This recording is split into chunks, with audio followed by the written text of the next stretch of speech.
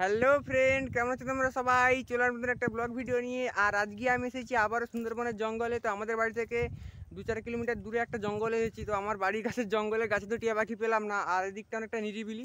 তো তাই এইখানে এসেছি টিয়া পাখির খোঁজে। আর আমাকে টিয়া পাখির খোঁজ দিয়েছে আমার ভাই, এই যে দেখতে হচ্ছে পেছনে দাঁড়িয়ে আছে। তো এ আমাকে টিয়া পাখির খোঁজটা দিয়েছে। তো এর অনেক বন্ধু বান্ধবরা আছে যারা জঙ্গলে ঘোরে, ওরাই একে বলেছিল যে ওইদিকের গাছে টিয়া পাখি আছে। তো আমি খোঁজ করেছিলাম টিয়া পাখির, আর একে বলেছিলাম যে তুই এর স্কুলে পড়ে, এখন তো আমি পড়া ছেড়ে দিয়েছি, এ স্কুলে পড়ে। তো এই স্কুলে পড়ে, ওই জন্য এর অনেক বন্ধুবান্ধব আছে, তাই বলেছিলাম যে তোর কোনো বন্ধুবান্ধব যদি জানে টিয়া পাখির কোনো খোঁজ জানে, ওটা আমাকে জানানোর জন্যে।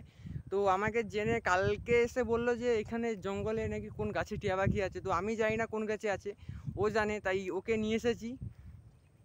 আর কোন গাছে আছে কি টিয়া পাখির বাচ্চা আছে তো সেটাই আমি তোমাদেরকে দেখাবো আজকে। আর টিয়া পাখির বাচ্চা থাকলে সেটা কারা নিতে চাও আমাকে কমেন্টে বলবে। তো আমি তাদের যদি পাই তাহলে তোমাদেরকে আমি দেবো টিয়া পাখির বাচ্চা। আর আমার সঙ্গে আছে আমার পোষা পাখি পুচকু, সবসময় নিয়ে আসি জঙ্গলে এলে।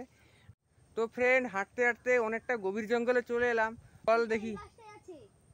তো ফ্রেন্ড, ও বললো যে এই যে পেছনে বড় গাছটা দেখা যাচ্ছে, এই দেখো অনেকটা বড় গাছ আর কোটর আছে। তো ওই গাছে আছে। তুই শিওর জানিস তো আছে? জানি না, আমার বন্ধু তো বলেছে। এই বন্ধুরা বলেছে। তাহলে আমাকে জঙ্গলে কেন নিয়ে এলি? তো অনেকটা গভীরে চলেছি, দেখো জঙ্গলে, এই দেখো চারধারে গাছ ভর্তি, অনেকটা গভীরে চলে এসেছি জঙ্গলে।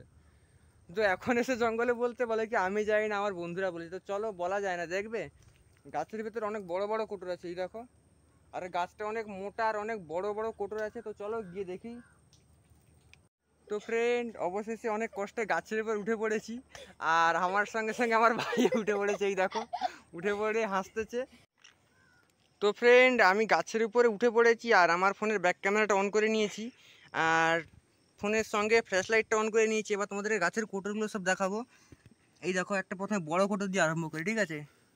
এই দেখো একটা বড় কোটর, কিন্তু ও কি, ও বাবা, কোটরের ওধার দিয়ে আলো দেখা যাচ্ছে, মানে এই কোটরে কোনো পাখি নেই, ওই ওধার দিয়ে আলো দেখা যাচ্ছে। তো এই একটা কোটর আছে, তো এখানে তো পাখি, তো এই গাছে যে পাখি বাসা করেছে তার একটা প্রমাণ দিচ্ছি, দেখো তোমাদের।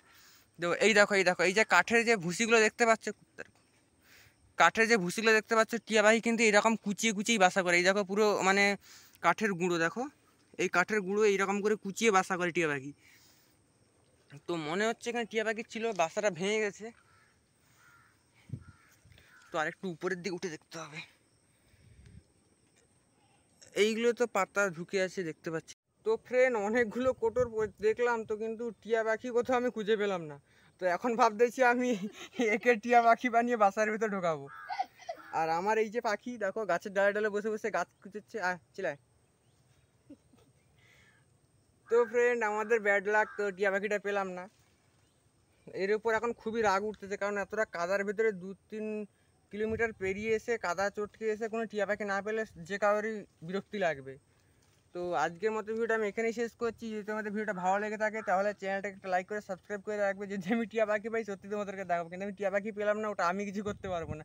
ও আমাকে বলেছিল, আমি নিজে শিওর হয়ে আসিনি, ওর কথাই এসেছিলাম। তো বাই, দেখা হচ্ছে পরবর্তী ভিডিওতে।